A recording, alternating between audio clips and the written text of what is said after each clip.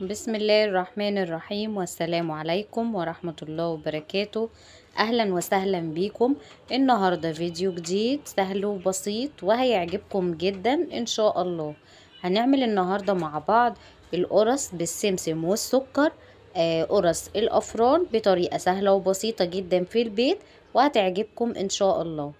ولو حابة تتابعي معايا الفيديو للآخر ما تنسيش تعملي لايك للفيديو وتشتركي في القناة وفعلي زر الجرس عشان يوصلك مني كل جديد ان شاء الله. اول حاجة كده نبدأ نسمي الله، وهنبدأ نضيف معانا 3 كوبايات من الدقيق. كده ضفت معايا اول كوباية، وهبدأ اضيف معايا 3 كوبايات عشان هنعمل القرص بتاعة السمسم والسكر ب3 كوبايات بس من الدقيق. لو انت حابة تزودي الكمية ضعفي المقادير زي ما انت شايفة كده، ضعفي كل المقادير مع بعضها. كده ضفت خلاص 3 كوبايات. هنبدأ نضيف معانا كده معلقتين من السكر على 3 كوبايات الدقيق زي ما انتوا شايفين كده، معلقتين صغيرين. وبعد كده هضيف معايا معلقتين برضو صغيرين من الخميرة الفورية. معايا كمان باكت من الفانيليا. باكت الفانيليا مهم جدا جدا، بيدي ريحة جميلة قوي في القرص. ضفت كده معايا باكت الفانيليا، وهنا كمان نص معلقة من البيكنج باودر، نص معلقة برضو صغيرة. استخدمي المعلقة الصغيرة دي في كل المقدار بتاع كل المكونات عشان يبقى المعيار بتاعك مظبوط.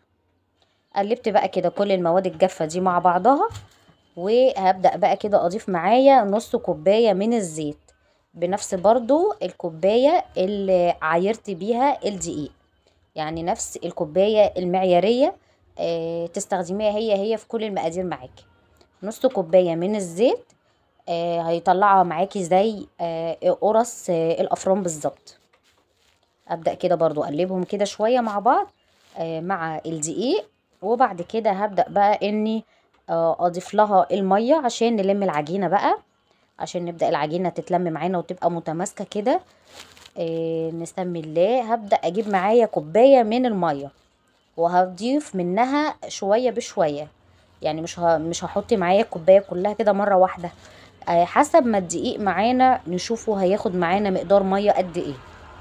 نقلب بقى كده وهنلم معانا العجينة، ولما تحتاج مقدار من المية تاني نضيف معانا. لكن ما تضيفيش معاكي المية كده مرة واحدة، عشان ممكن العجينة تبقى سايلة معاكي. بس لو حصل والعجينة بقت فيها مية زيادة ما تقلقيش، اتصرفي برضو ورشي معاكي رشة كده من الدقيق هتلم معاكي برضو العجينة. زي ما انتوا شايفين انا ضفت برضو شوية كمان لغاية ما اتلمت معايا وبقت بالشكل ده. لاحظوا معايا كده قوام العجينة وملمسها، بصوا هي بتلزق حاجة بسيطة جدا، وفي نفس الوقت هي ملمومة معايا خالص، وتقدري كده ان احنا نشكلها. هبدأ اجيب بقى بقية الحاجات اللي هنحتاجها معانا. جبت معايا كده طبق، وهضيف عليه كوباية من السكر، سكر الحبيبات العادي، عشان نجهز معانا الحشوة، حشوة السكر. كوباية السكر احط عليها معلقتين من الدقيق. معلقتين الدقيق دول مهمين جدا عشان لما القرص تستوي معاكي في الفرن السكر ما يسحش كده ويخرج معاكي بره القرصة. وكمان ليه فايدة تانية، انه هيخليها كده لما السكر يدوب ويسيح معاكي في الفرن بيبقى عامل زي الملبن، بيخلي قوام السكر زي الملبن كده. جبت بقى كده خلاص العجينة معانا اهي. هنبدأ بقى كده نقطعها كور صغيرة على حجم ومقاس القرصة، حسب ما انت عايزة بقى تعمليها قرص كبيرة او صغيرة.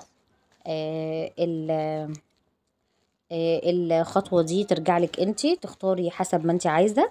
جهزنا اهو الحشوة والعجينة، ومعانا الصينية اللي هنبدأ نرص فيها القرص بتاعتنا. ونبدأ كده ناخد معانا قطعة العجين ونعملها كور صغيرة زي ما قلت لكم، وبعد كده بنضغط عليها شوية كده من النص، ونبدأ ناخد معانا من الخلطة بتاعة السكر والدقيق، ونضيف معانا كده معلقة كده ونبدأ نقفلها من كل الجناب عشان نخلي حشوة السكر من جوه ما تطلعش بره زي ما انتوا شايفين كده. وبعدين برضو بنكورها ونضغط عليها ضغطة بسيطة على قد حجم القرصة اهو زي ما انتوا شايفين كده. وهنبدأ اضيفهم معايا كده على الصينية.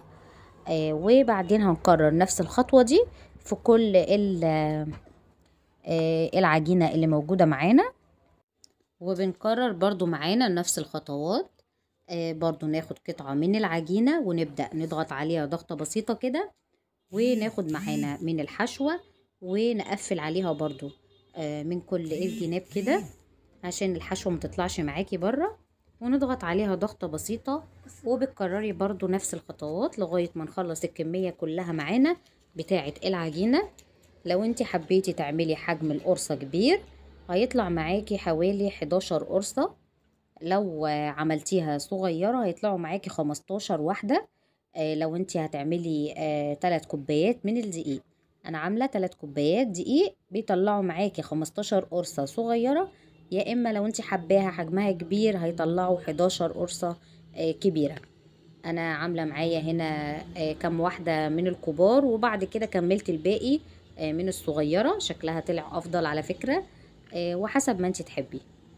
زي ما انتوا شايفين كده كررت نفس الخطوات. وبعد كده تعالوا نشوف الخطوة التانية اهو. لو تلاحظوا في معايا كام واحدة كده كبيرة شوية، وبعد كده لقيت عجبني الشكل الاصغر اكتر فكملت الباقي بالحجم الاصغر. بعد كده بنسويهم بس كلهم كده ونضغط عليهم. وبعد كده بجيب معايا طبق فيه مية عادية خالص، ونجيب معانا كده فرشة وابدأ ادهن وش القرصة كده بالمية. نغلف كده وشها كله كده بالمية، مية عادية خالص من الحنفية، ولا ساقعة ولا سخنة، مية عادية خالص ومش متضاف لها اي حاجة. هنبدأ بس نخلص كده كمية القرص كلها. دي كده تعتبر تاني خطوة بعد تشكيل العجينة وضفنا لها الحشوة. نبدأ نعمل بقى الخطوة الأخيرة بتاعة السمسم.